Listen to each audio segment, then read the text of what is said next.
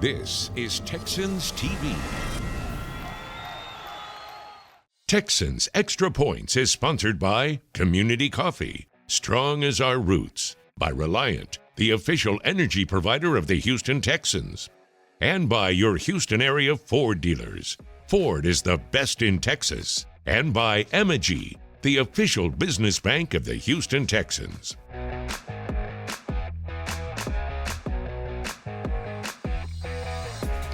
December football is upon us. The Houston Texans are 6-5, playing a Denver Broncos team that has a winning record. This is a massive game, and we've got to discuss it here on Texans Extra Points. My name is Drew Dougherty, your host, with Wade Smith, longtime NFL offensive lineman, Pro Bowl offensive lineman, and the voice of the Houston Texans, Marc Vandermeer. Fellas, how sweet is this, getting to do what we're doing today? It's a beautiful thing, man. Think about it. Like, if you're going into this season, did you think to yourself, this team is constructed of the material for us to be playing meaningful games in December? And maybe some people that were hopeful, I might think that, but it wasn't really a realistic thought process going into it. But you see how fast that D'Amico Ryans and that coaching staff and what C.J. Stroud's been able to do, it's been pretty awesome to be a part of it. And I know you're amped up. If you had told me in July we'd be right here, winning record in playoff contention, pinch me. Here we are. I know we're all upset about what happened with the Jags, but you know the 24-hour rule expired a long time ago. Let's go against the Broncos. We will go, but first we got to get some quick hits out of the way. We got to let you know what to expect on this show. All right, a little later on, we've got keys to a Texans victory. Before that, we've got some players to watch against those Broncos. We have a telestrator, and I'm going to go one-on-one with a right guard. We got a left guard over here, but I'm going to go one-on-one with a right guard in Shaq Mason. It's going to be all so fun, but let's talk about this offense. Let's do a little finish this sentence. Concerning C.J. Stroud, I'm going to start with the voice here. C.J. Stroud impressed me the most last Sunday with his scrambling ability. Yeah. He must have scrambled for 1,000 yards behind the line of scrimmage, trying to get open or trying to get guys open for him, extend plays, that kind of thing. And he still threw for over 300, fourth consecutive game, a new rookie record. Add that to the list of rookie records that he has. But I thought the ability to scramble and buy time was very impressive. The fact that he looks so cool and calm in the pocket, his ability to maneuver, keeping his eyes downfield and making plays and it looks so effortless when he plays the game. I do this thing on Twitter, Call Your Shot Wednesday, so we're just making Call Your Shot YouTube. This Sunday against Denver, C.J. Stroud will... He's going to figure out a way to win the game, and I don't know how it's going to actually take place, but C.J.'s going to make sure he's going to win the game. I like that one. I'm going for 5 in a row over 300 yards. I think the Texans will run the ball better this week than they did last week against the Broncos, who do give up yards on the ground, but I still like Stroud's ability to throw it, gigantic chunk plays through the air. But I think 3 Bills again for Stroud. That's nice. 296 yards, better than is what his average is right now. That's pretty special. Doesn't matter if you're a rookie or a veteran. Okay, let's spin the wheel. Which pass catcher shines this week? Because we've only had 2 games in a row, where the same guys had 100 yards receiving, but a lot of different guys on this team have had 100 yards receiving. Who do you got this Sunday? Well, look, Nico or Tank, whoever you want to pick, and I know injuries play into this thing as well. I'm going to say that we're going to hear from Brevin Jordan a little bit more this week. How about that? Who had a big catch toward the end of the game and almost got free along the sideline. He might have scored on that play had he been able to stay in bounds. But I like Brevin Jordan too. I'm not going to say it's a century mark deal for him, but he will be heard from in this game. Okay, good choice. Number 9. How about you? Great choice. I'll tell you what, I'm going to go with Tank Dell. And people might say it's a cop-out, it's an easy pick. He's the one guy, when you talk about the receivers, that he is a mismatch for whoever you put against him. I don't care if it's Pat Surtain Jr. It doesn't matter who the corner is. He just has a way of routing guys up and getting open. And he does it. He makes it look effortlessly as well. So I would say Tank Dell is going to be the guy that has the big game for the Texans offense. Hey, run game wise, tougher sledding last weekend, but the 2 games previous, they were playing run defenses that were kind of porous coming into those games. You see 100 yards from Devin Singletary. So let's set the over/under at 99.5. This has been at times a leaky Denver defense on the ground. They hitting the over, they hitting the under, Texans. They have to, and I'm going to say they will hit the over. Okay. When you look at what happened last week and what had happened the 2 weeks prior to that, they were able to run the ball successfully those 2 weeks prior. Last week, it wasn't the same type of performance out of the run game. You need that to win this game. You need to take some of the pressure off of C.J. Stroud. So give me the over for the Texans. Over 100? I'll go over 100. I think it's a 400-plus yard offensive game for the Houston Texans because I think the last two games they played kind of sloppy. They won against Arizona playing kind of sloppy. That's not their brand of football, right? They want to finish people, and they obviously weren't able to do it last week. I think you're going to see a very together, tight performance, tight in a good way. Everything buttoned down for the Houston Texans and good execution against the Broncos. All right, he's calling for fireworks, and I like it. Okay, we have to talk with a guy who, if this run game is going to flourish, he's going to be a big part of it. Right guard, Shaq Mason is the man in the hot seat. I went one-on-one with him, and here's part of our conversation. We got offensive lineman Shaq Mason with us, right guard. Tell us, what is the mood of the team right now heading into this game in December where you both teams, Broncos and Texans, have winning records? What's the mood of the team right now? We're juiced, man. We trying to get the ball rolling. We're in a position to play meaningful football late in the season, so it's a blessing. Winning the ball game is obviously the clear goal, but offensive line-wise, what are some of the goals you guys are trying to accomplish this week against Denver? To beat a physical team, that goes hand in hand with winning football. If you're a physical front, 9 times out of 10 you're going to win the game. Everything starts and ends with us, and I think that's something that we've emphasized this week is being physical, finishing. C.J. Stroud, he was named on Thursday as the AFC Offensive Player of the Month for November. He was also the AFC Offensive Rookie of the Month. He's always very quick to say, hey, it's the line. They're the ones responsible for our success as a team. When you hear stuff like that, how proud are you that he gets an award like that and that he's doing so well? Because you guys have a big role in all of that. He's a great player, man, and it's great to see him get recognized, and because we see, the day in and day out of how hard he works, how he tries to pick apart things. So it's going hand in hand with how he carries himself. Thanks so much for the time. Best of luck on Sunday against the Broncos. Best of luck the rest of the way.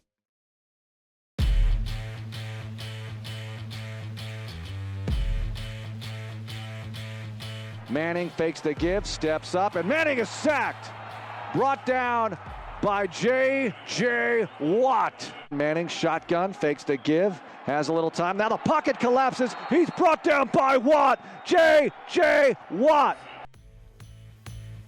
Yes, J.J. Watt sacking Peyton Manning. That one was in Denver. That was 2012. This guy, Wade Smith, played in that game. Texans, big win, week 3. That was a fun one. That was an explosive one. It was. Listen, a lot of big plays. I remember Andre making a big play deep. We're going to show that one later. It was a little dirty hit by that linebacker that ended up coming to us the next year. I can't think of his Joe name Mays, right now. knocked off a chunk of Matt Schaub's ear. He ended up being a good dude, but we didn't like him very much after that play. This is Texans Extra Points. That's Wade. That's Mark. Guys, let's talk about the Texans defense. 0 sacks last week. But this week, Texans going to get to Russ at least 2 times. True or false? I'll go with the 2. I think 2 is a good number. Okay. They're due. They're due for a big game. Now, Russ is hard to bring down. We all know that. Slippery. But I got a hard time believing that they're going to be as loose in coverage as they were last week. I think they'll be much tighter in coverage. I think they'll be able to stop the run or at least slow it down enough to make Wilson have to throw long down and distance situations on 2nd and 3rd down. That equals sack potential, and I say they get to him. Think they drop him? I think they do, and the reason why is I think that the offense is going to have a big day. Denver is not going to put Russell Wilson in bad situations if they can help it. And so they're going to try to control the clock, run the ball. But if they get behind, which I think that they will, that's going to open up opportunities for the Texans to get sacked late in the game, and so they'll hit the over.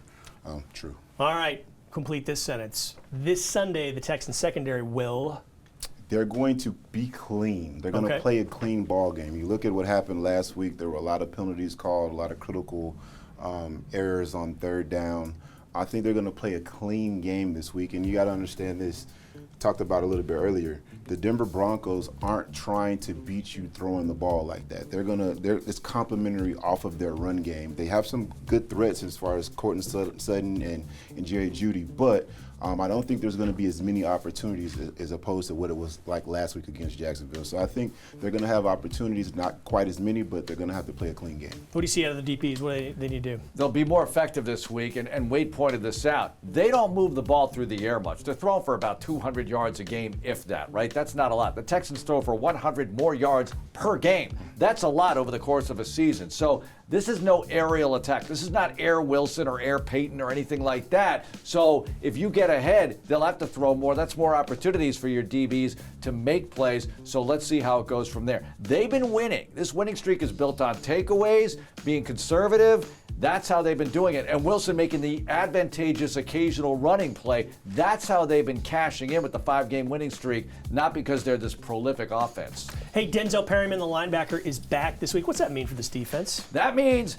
the nasty is back. Okay, now look, they play nasty anyway. I don't want to take anything away from the nastiness of the guys who are out there, but you need him in there. Extra nasty. You've got the broth. Pour some more nastiness in there, stir it up, make things happen, take the ball away. I love it. I love Denzel being back. That nasty, that's somebody you got to love having on your team. Yeah, man. He plays the game with violence, the right temperament. You can tell he's a D'Amico Ryans type of guy. Yeah. He's going to play the game physical, and you got to look at the Denver Broncos. It matches up well because they want to run the football. But also an additional thing is by him being back in the middle, now that puts Blake Cashman, it opens him up to be an outside linebacker, and he's great in coverage. So yeah. I just like that overall for what it does for the defense of the Texans. And it's where Blake has really flourished this year. They said, hey, own this spot, this strong side spot, and he did, and he was doing that. And then he did well at the Mike spot, but this is better. It's his more natural position. Okay, let's hit a telestrator with John Harris. He's breaking down some X's and O's about the defense right here.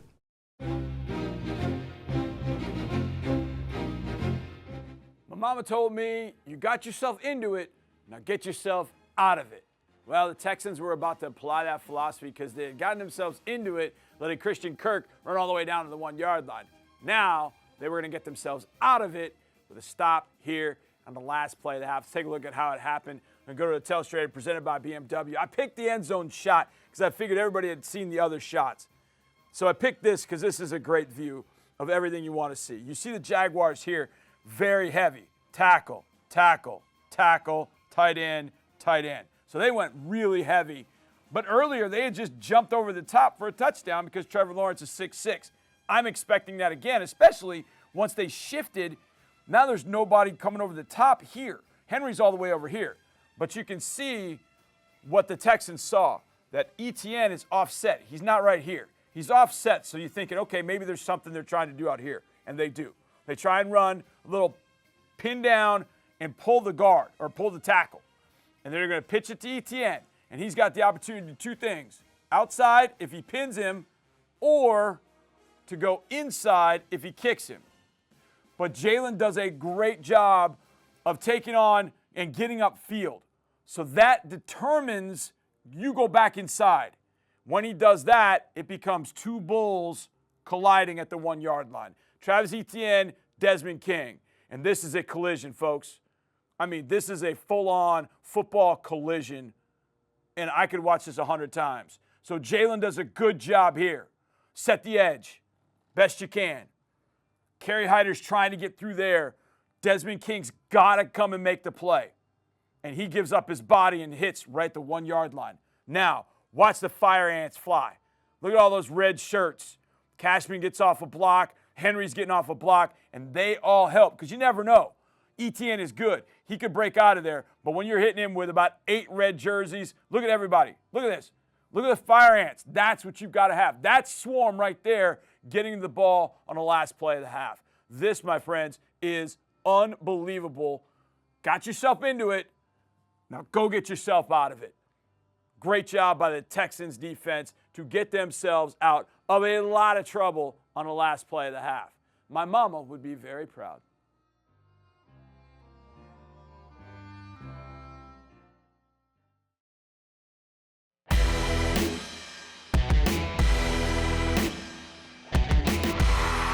One back Foster.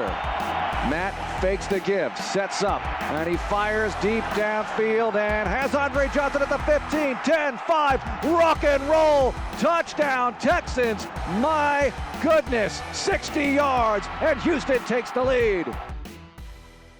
One of the many touchdown passes that Andre Johnson caught in his brilliant career, his Pro Football Hall of Fame career. He's a semifinalist, and he should have gotten in a while ago. So let's take a timeout.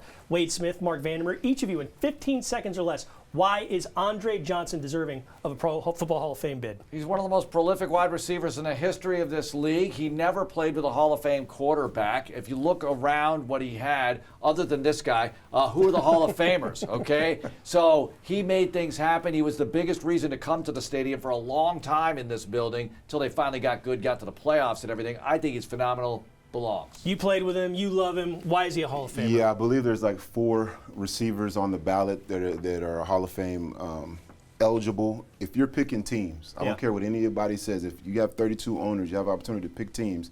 You're picking Andre Johnson before you pick any of the other guys. And it's nothing against any of the other guys, but he was a better football player than those guys. He put together a better career. He deserves to be in the Hall of Fame. 2 perfect and 2 persuasive arguments for Dre. I like it. Thank you very much. Let's talk about the Denver Broncos. Russell Wilson, is he all the way back to the guy that we knew who he was in Seattle? Closer to what we saw last year? He's looking good, Mark. What do you think? He's not all the way back.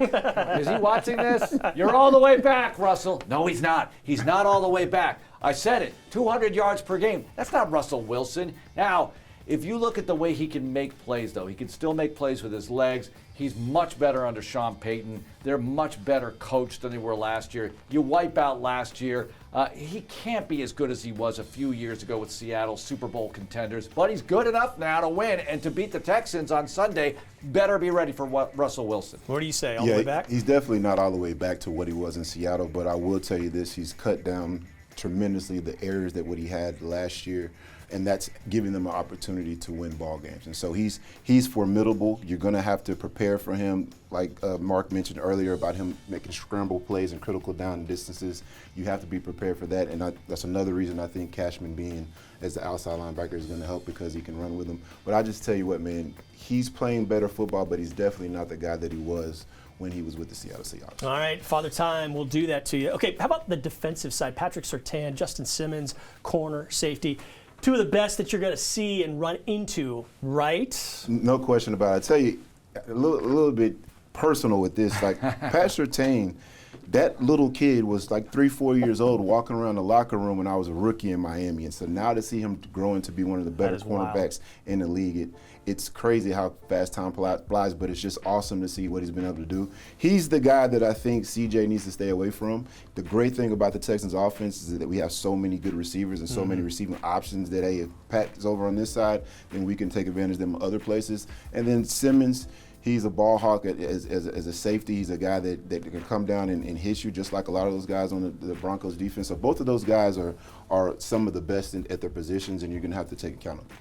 You watch the way these guys play in the secondary. They're physical. They hit hard. Kareem, sorry you can't be here, Kareem, but we really won't miss you in this one that much. We do love you, though, because he's such a hard-hitting safety. But they all hit hard, right? Yeah. How are they winning? Volume of takeaways. 3 or more in the last 4 games, 5 wins in a row. This is unbelievable what they're putting together. You got to be really careful with this secondary and the way they're getting the ball out of the opponent's hands. So I think that CJ will be economical with the ball at times, but there will be opportunities to make the big play. They're going to try to run the ball. I think they will get to run it because Denver gives up yards on the ground. Not to everybody necessarily, but there are going to be some opportunities. Got to take advantage. All right, Mark, let's stick with you. Texan to watch against the Broncos is who?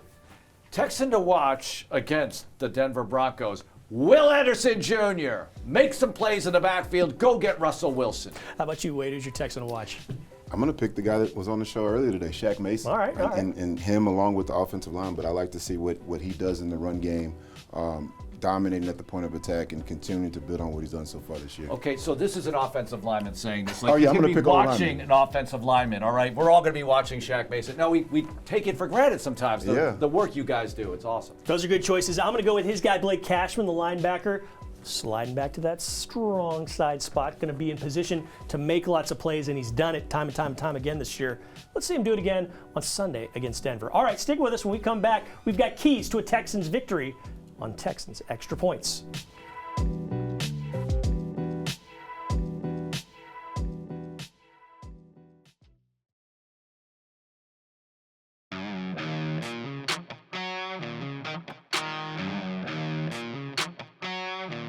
Extra Points has been sponsored by Community Coffee, Strong as Our Roots, by Reliant, the official energy provider of the Houston Texans, and by Mattress Firm, the official sleep partner of the Houston Texans. We're back here on Texans Extra Points, and we appreciate you watching. If you're checking us out on YouTube, can you do us a favor and subscribe? And if you're not watching us on YouTube, go to YouTube and subscribe and watch it again. That'd be great. I'm Drew. We got Wade Smith. We got Marc Vandermeer. Guys, at that time of the show, we have 2 keys to a Texans victory. What 2 things must the Texans do to beat the Bronx? I'm going to give you 2. Okay. I'm going to go Devin Singletary and Dameon Pierce. Those are 2 keys. As much as we talk about the passing game, and I want to see that happen and what the defense needs to do, I want Motor. I want to be able to sing Night Ranger. Motor in. I want to see Motor do his thing, and I want to see the hammer, Dameon Pierce, come in and do his thing and get the ground game production well over 100 yards, and that'll make life easier for everybody. You're old enough to know what he was talking about with Motorin. You've Maybe. heard that song, right? Yeah. Dated reference. Okay. Yeah, sorry. Anyways, yeah. I'll sing it more next time. Yeah. Go ahead. What are your 2 keys? My 2 keys. The first key, listen, we talked about earlier in the show what the Texans do on 3rd and long. They make it look easy. I have more confidence when it's 3rd and long as opposed to 3rd and 1, and that's got to change. And so I think that's a key to the game. Right. 3rd and 1, attitude play. You know, let's put the ball, let's get under center, run the ball, punch somebody in the mouth, and get first downs.